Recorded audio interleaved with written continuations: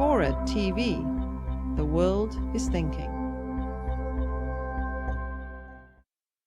They're supporting the efforts of congressional Democrats, and obviously they're going to sign something. The president will sign something if it meets the standards that he's set out.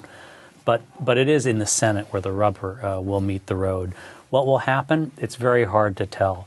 I think they will get a bill. I had previously thought that it was possible there'd be no bill. Dave has convinced me that that's impossible, that that's very unlikely, that the president... He must have a bill. The president and congressional Democrats have just staked too much on it. But there's room to do stuff short of a huge new entitlement program. There are Medicaid expansions that you could easily see that happening. New insurance regulation, pre-existing condition exclusions bans, things like that. I definitely can foresee something like that. I think the public option is now officially dead. I agree. And David, play it out. I think it's dead because they don't have the votes. They can't. I'm not even sure. They may get it through in the House. They may not. Depends what the Blue Dogs do.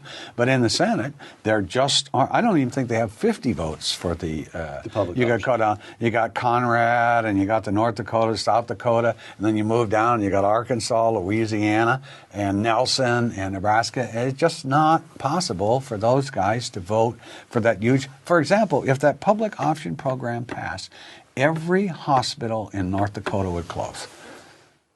And the reason being because they have a Republican program. state that happens to have 2 Democrats in the Senate. Yeah, it just is not. And a very popular Republican governor breathing down their necks. Okay. Exactly. So give me your best. You can even resort to probability distributions if you want to as a political scientist. What do you think is going to happen with regard to health care? I think they'll get a bill, and I believe that bill will have some of what Dan said, expanding Medicaid, but I think it will have state options.